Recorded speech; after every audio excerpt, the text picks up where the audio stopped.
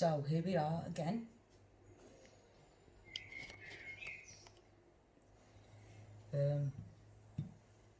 So if I can just get this so you can see, here we go. So if you look on my TikTok, it'll show you how you make this. This is a kebab that doesn't make you bloat, doesn't make you, doesn't give you that bloaty feeling or that sickness, because we can't seem to find kebab shops and stuff that doesn't hurt, especially with IBS and that. We've made it, so if you go along to the TikTok, you'll see the stages. Yes, darling, you'll see the stages. So I've got my yogurt with turmeric and ginger in there, pardon you. I got my mint tea, and I got my kebab right here that we made. So let's give it a try.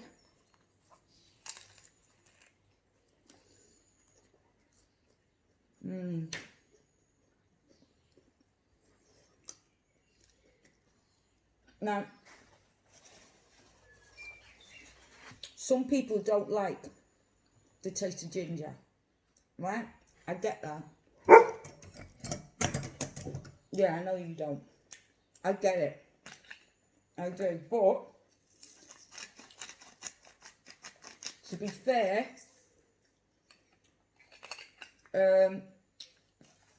look for another anti-inflammatory that you do like, because it's anti-inflammatory, and you need to make your food as low in flame as possible. What? You want a kebab? Here you go.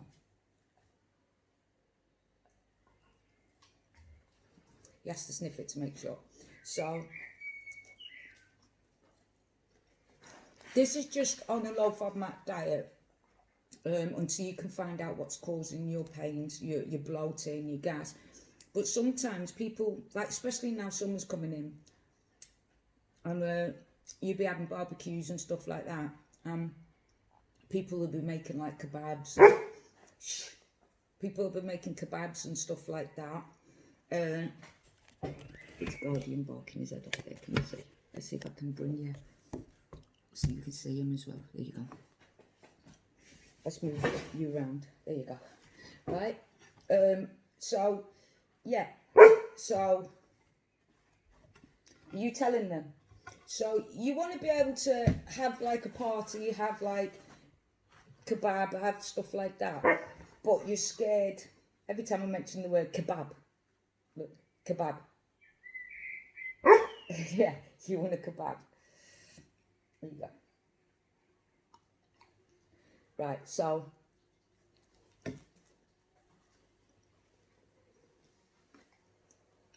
you want to be able to join in with the kebabs. So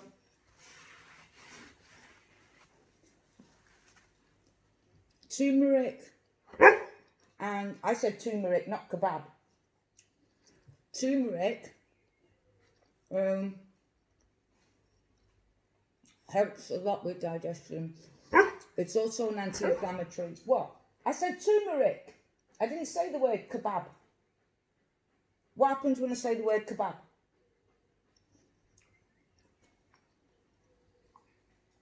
There you go. That's it. It's all gone now. You've eaten it all. You've eaten all that. So, and like most people like onions. So, if you like onions, don't eat the red onions. Not even red onions. Always eat the green of the chives. No, you can't have onion. Or eat the green bit off the spring onion. Okay? But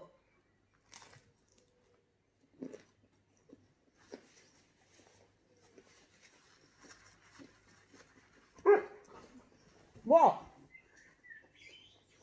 Again, most of the dips, like hummus, stuff like that.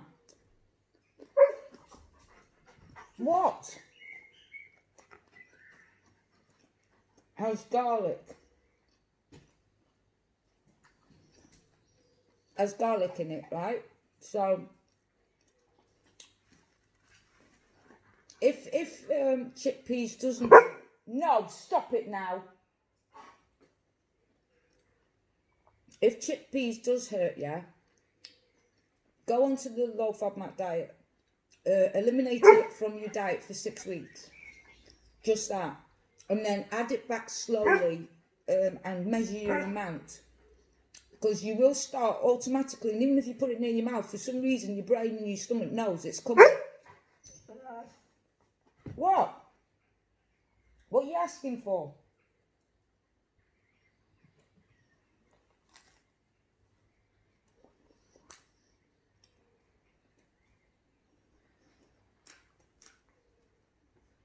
There was a little one here.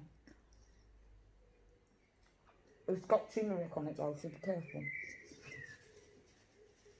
So you can make this yogurt dip with turmeric, ginger. If you're using, instead of garlic, use garlic oil for your hummus. Lemons are good.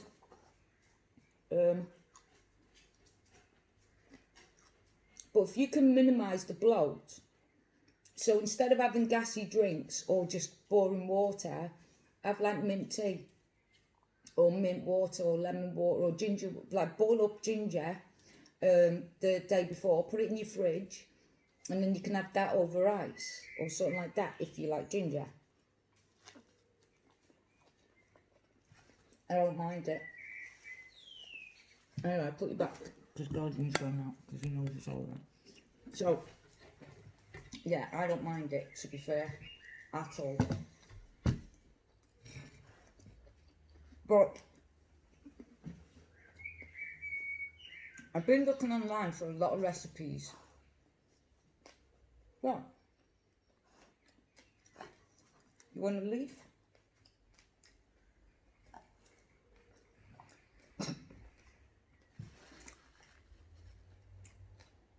Nothing like splitting your spinach out. Eat your spinach. Eat your greens, it's good for you. I said make you big and strong, please. Right? But I see a lot of people making like curry, stew, stuff like that. But not takeaway stuff. Except for Becky. I forgot what her name is now. She's a YouTuber that helps with IBS. Have you seen this dog? Have you seen him? Look, look, look. He's trying to be cute. Are you trying to be cute to get my meat? Oh, that's not going to work with me. I tell you what, I'll do a deal. If you eat your spinach, I'll give you a piece of meat. No, I thought not. He only likes green beans and sprouts. So, yeah. So what's happening is there is no meat left. You've eaten it all. Yeah. We only got a little bit because it's lamb. It's very expensive. But you can use pork, beef, chicken. You can use pork, beef, chicken. You like chicken, don't you? And fish. You can use salmon for this dish as well. Wraps. And for people who don't like breaded stuff, because it makes you too full or whatever, you can actually use the green salad, but instead of using the small, use one of the big round lettuce. Don't use iceberg because it's just full of water and no good.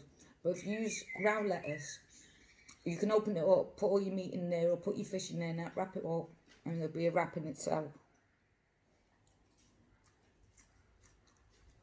But nowadays you can't call on a kebab shop or a pizza shop.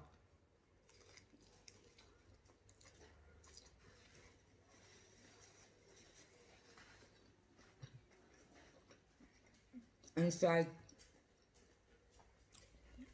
I've got to have gluten and wheat-free pizzas. It should be, but it's just too hard for them to do. So I want a doner kebab or a chicken kebab, but I can't have none of the onions, can't have no garlic, can't have no hot seasonings because of my stomach. I'm allergic to peppers, you see, and I'm allergic to peanuts. And if I get a Chinese or something like that, thank God my Chinese does it. Thank God my Chinese does it. But most Chinese shops wouldn't separate the counters and that so they can cook without using nuts. What?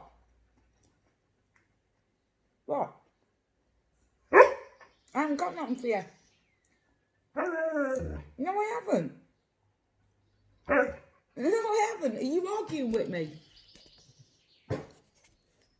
Are you arguing with me? You are? Okay, so what do you want? Shall I get you some cheese? Yeah? Shall I get you some cheese? Because I haven't got no meat for you. Guys, 1 minute. Do not touch. Danger.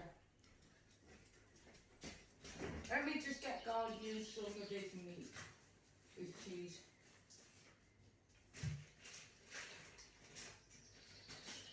So I tried to trick Guardian the other day.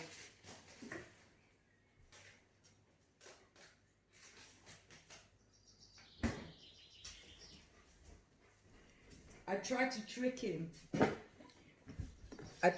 Guardian, you're making them dizzy because I'm having to keep moving you around. 1 minute, Guardian. There. So I made trick Guardian by getting vegetarian cheese that had no soya, no nothing, because he does eat a lot of cheese and I want him to go on, he's lactose intolerant. So, but I found out on the FODMAP that cheese is actually low in lactose, so hardly anything in there, so he's still safe. But if he eats a lot of it, it'll make him ill. Is that good?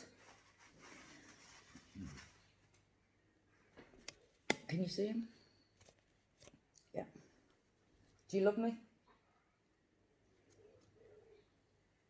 Do you love mummy? What's that? That's a bark. Speak. Do you love mummy? Yeah. Okay. That's fair enough. Yeah. So I tried to get him on vegan cheese. It didn't work.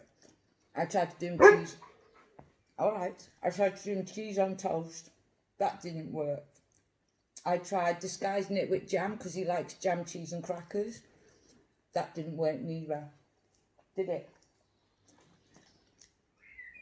Because he's a medic dog, he can smell what's real and what's not.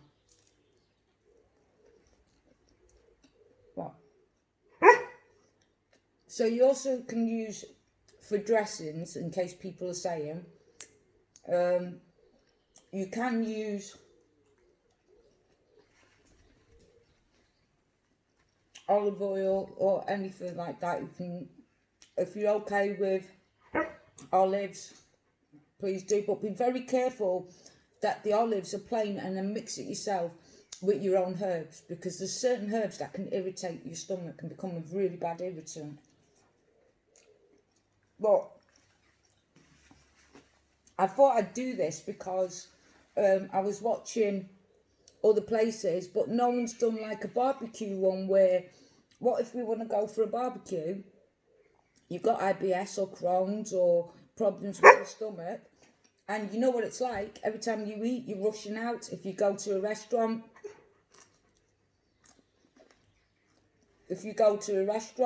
or anything like that, you have to make sure there's no onions, no garlic, and it's just so bad, you have to phone ahead. So if you're going to a friend's house, prepare your own meat, bring your own yogurt, and then you can sit and enjoy it with them and not have your stomach aching you or causing bloat.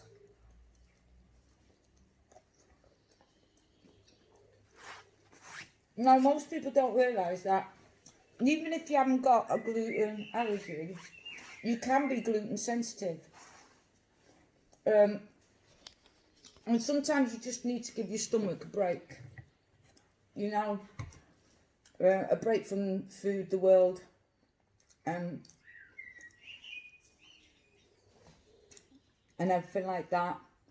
And it does help with bloat. It helps a lot, because I found that out to be. There's some like high fibre stuff, like there's some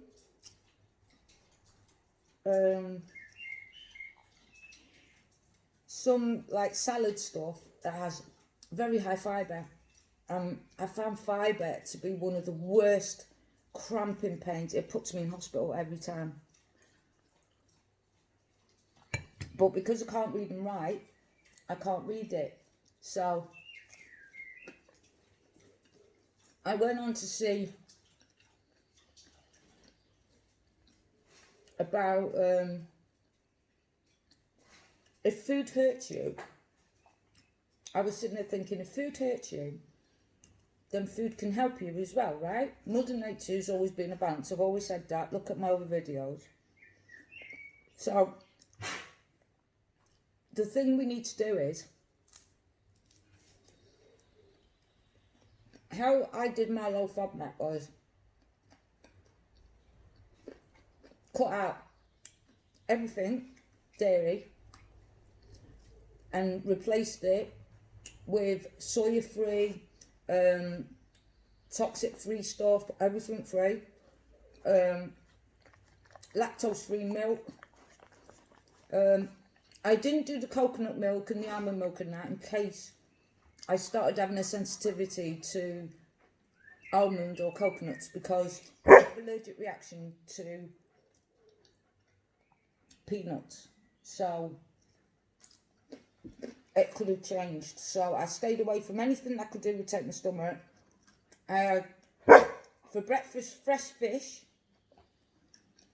or an egg substitute. It was horrible, but I had it. Stop it now. You come this way. I'm not moving you around again. If you want to see them, you come this way. Just let me get him some more cheese, please. He's been a pain today. You still haven't ate your greens, though. Let me just fill your water up.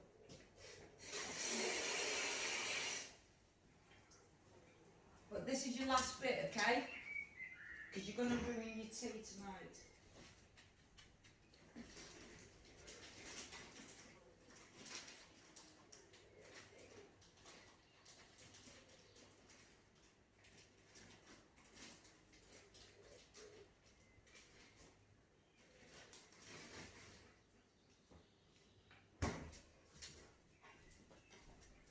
Right, so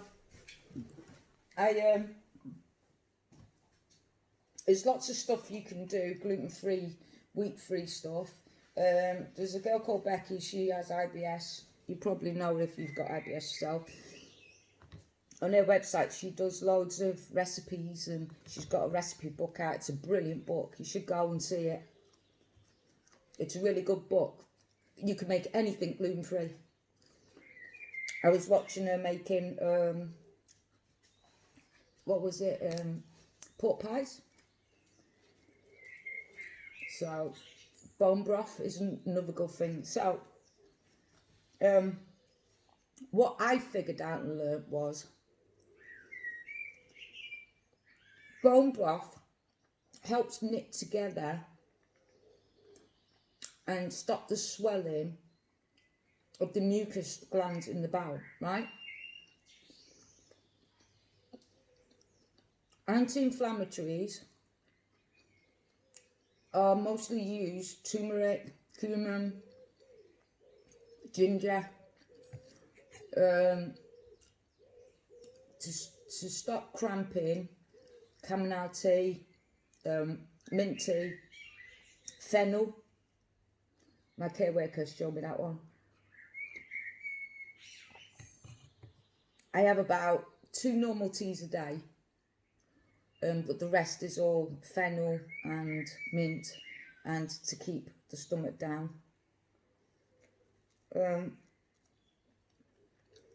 So this is what I did for 6 weeks. I brought fresh fish, mackerel. I brought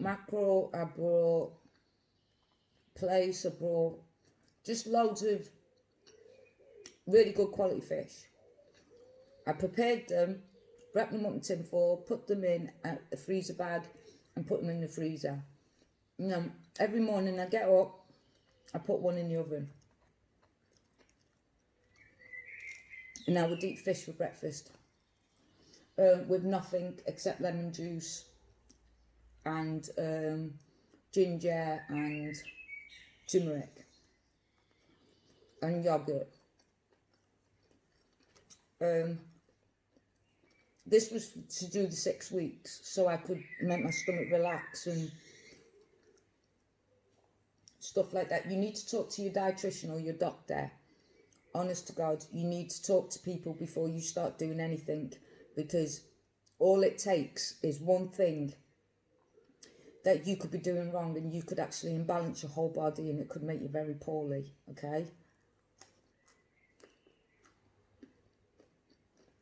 So, and you might sit there thinking, do you know what?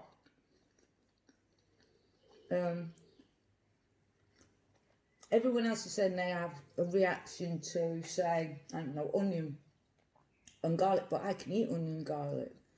Or you think you can eat onion and garlic. Because if you look at everything, including crisps, crackers, stuff like that, you will see onion and garlic powder.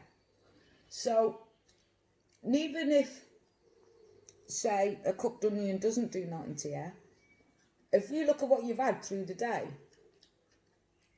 you probably overdosed your body on garlic and onion and that's what's caused the bloating. Because a little bit of something is what you've got to get to understand your toleration level. So, like, say I'm allergic to peanuts, right? And I could be allergic to peanuts, and say my next door neighbour's allergic to peanuts. But their allergic reaction could be if it's in the air or the atmosphere, or someone's cooking it down the road and it comes in, they get anaphylactic shock. Whereas mine is, it has to touch my bloodstream or my mouth or my skin for it to cause that. I'm one of the lucky ones. So that's what I would suggest. So you might think, I'm not gluten-free or wheat-free. I eat pasta and I get bloated. But it's not actually the wheat. It's some grain in the wheat. And some have it and some don't. There's a lot of things like beans, pulses, wheat grain, cereals that cause gas.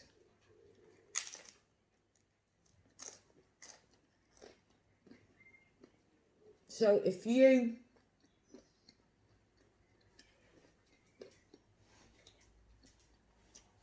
say have beans on toast and for, say, Sunday roast, Sunday breakfast for brunch, you have beans and bacon, eggs, tomatoes, stuff like that.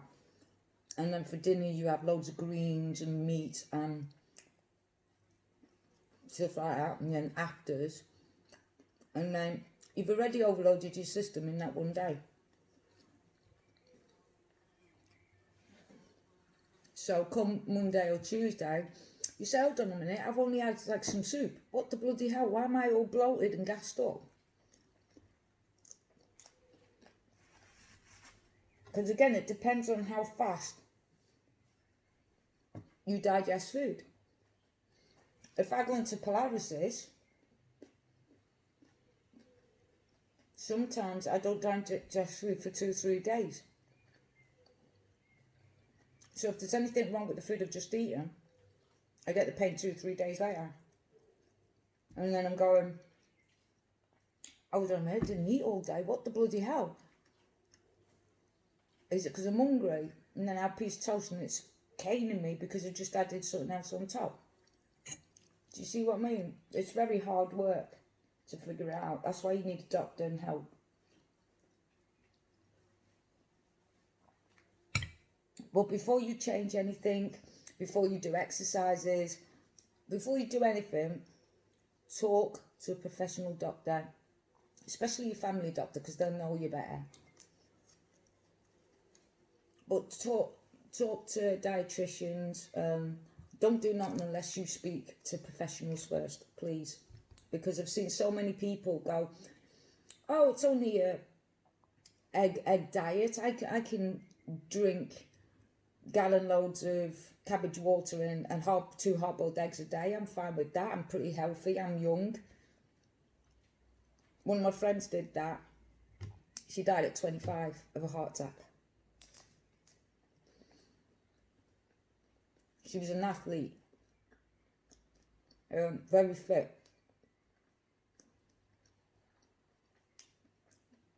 She trained in the morning, she trained in the afternoon.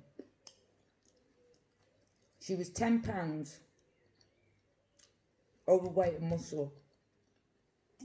So they said you wouldn't be able to compete unless you lost that 10 pounds, because she was like really strong. And the trainer gave her the wrong advice. Her trainer said, what I want you to do is I want you to have turmeric and ginger tea, just hot water, for a week. I don't want you to eat nothing at all, no food past your lips. Just keep drinking the boiled water, and hot as well, not cold water, not normal water. He just said to her, you boil that up and that's all you drink for the week and you'll drop the weight. So she did it. It was very hard. She was starving. She had the stomach pain because she was hungry. But she did it. She dropped it. Just went and competed. And then she sat down to have something to eat. She had a starter, which was, there was Bernie's in, so it was like prawn cocktail. Then she had chips, mushrooms, and a Knickerbocker Glory for afters. She went home, fine, just a bit of stomachache. Then she started crying overnight, about 3 o'clock in the morning, phoned the trainer up, trainer phoned an ambulance. She went in and they said it's probably just trapped wind gas because of you starving yourself for a week. Don't do it again, it's not good for your body. Took some blood tests, says give her some medicine, said go home. She said, can I go to the gym? They went, yeah. Do business as usual. Went to the gym that morning, had a heart attack, straight dead. Because she starved her body that much, because she was on the cusp, always fit and healthy, always eat proteins. She cut so much fat that she was constantly in brain fog. And I was saying to her, why don't you eat like a mackerel or something like that, or rainbow trout or something that has lots of rich oils? Oh, but oil's oil. And I said, yeah, but it's got monopolyl fats, it's good for you. It's good for your heart and that. No, can't have nuts, can't have anything with fat in because it's still fat. You still put weight on. So that week, she couldn't afford for that week to just lose that little bit and not eat nothing, because her body had no structure, no protection, no support. Nothing. There was just muscle. There was no fats in the heart, the liver, kidneys. When they'd done the autopsy, they said they couldn't believe it. There was just no fat. Not even the liver had fat. Nothing. You know, the last time she had a McDonald's and everything, she was 5 years old, and her parents started training her at 6. So she had everything vegan, everything. Didn't even eat soya, just vegan. Everything was, she was very disciplined, but unfortunately on her 25th birthday she died of a heart attack. So like I said, you need specialists.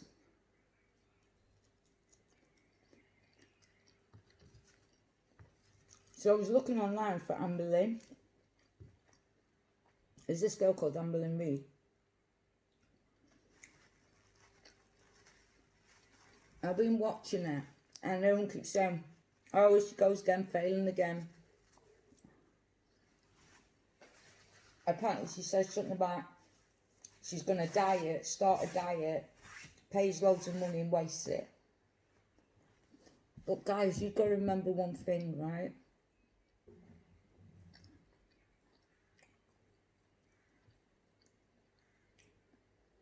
She's got nobody to support her, for a start. She's the type of person, there's two types of people in this world.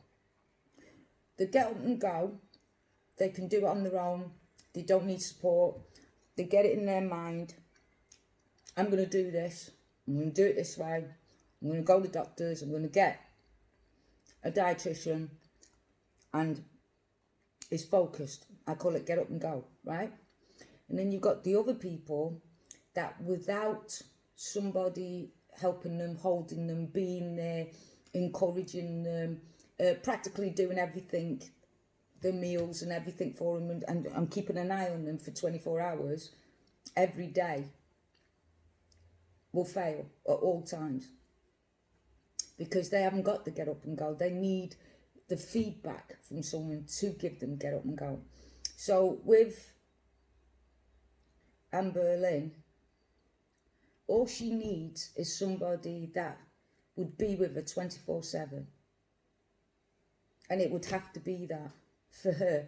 Once she goes through that lightweight, once she goes through that where she starts losing a lot of weight, and it comes natural to her to diet, it comes natural to her to understand what she's putting in her body, and she doesn't have to think about it anymore, and it becomes natural, just like she was doing with eating, it becomes natural, then you can let her go and she'll go vroom, and she will succeed. She will be one of the best. I'm telling you now, you don't think it's true, but Amber Lynn Reid will succeed if she had somebody that was there with her 24/7 for the first 100, 200 pound weight loss. Like I said, you have people that have got get up and go, who once they make up their mind, will go to the doctors, will do all the hard work, will sit there and train and go, no, I'm not going to let this beat me, and stuff like that. And that's all well and good. Great. Hurrah.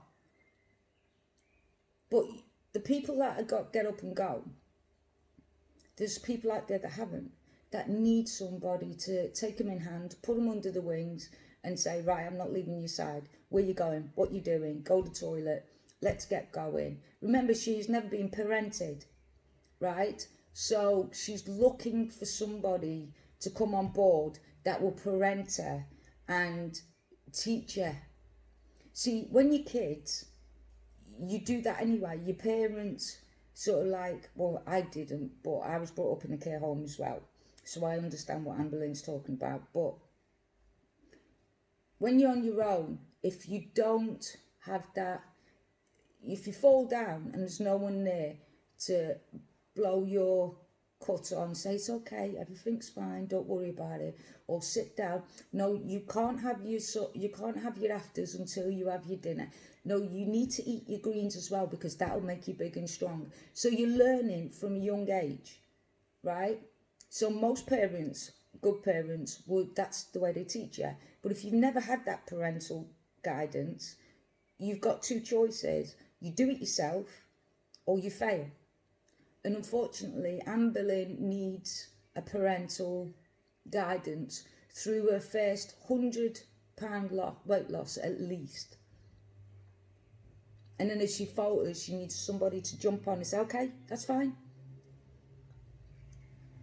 But bullying her, shouting at her, saying, you failed again, here we go again, she's doing it again. She's trying. But again, she hasn't got the same thing as most of you have had, or she ain't got the get up and go like you've got.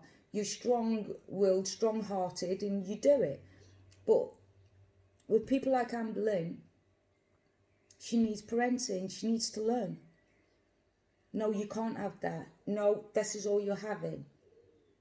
Get rid of everything. But don't forget, Becky's eating in there. She's got another 2 people in there as well that are eating food that's probably got crisping chocolates and everything else. And she's got an addiction to food on top. And she's got no self-control at all. Right? So instead of them saying, don't touch the food, I'm telling you now, don't do it. They don't. If she goes to Becky, right, I want a McDonald's, Becky will run and get a McDonald's. But if she had someone to turn around and go, no, you're doing this for your own good, for your own safety, you're doing it. Now get out and let's go for a walk. Get up and eat this. Eat that. That's all you're having. No, you're not going to the fridge. I'm not allowing you to. Get into bed. Go and have a bath. Because she's never had that structure, she's going to need that. It's the only way. She won't succeed otherwise. And it's because she wasn't parented as a child. When she fell down, there was no one there to wipe her knees, just like me. No one there to sit there and say, it's okay. Your leg's not going to fall off and get infected. And if you listen to her carefully, she's always, I'm scared if I lose weight, I'm going to have a heart attack. I'm scared if I lose weight, I'm going to get, my skin's going to come off, and then I'm scared that I'm going to get this, I'm scared I'm going to get that. It's because her idealistic world is she's seen her parents be drug addicts and alcoholics. So she's seen that world, and she doesn't want to become that world. But if she had someone to turn around and say to her, that's not going to happen, when she has that fear straight away, no, that's not going to happen. I'm promising you it won't happen. She'll succeed. That's all she needs. It's someone to say, no, you're not going and having that. This is what you're having for breakfast. There you go, eat it. She would do it. She would succeed. Anyway, this is Chip and Guardian's Adventures. Hope you enjoyed what you see. And catch you on the next video, guys. Stay safe now.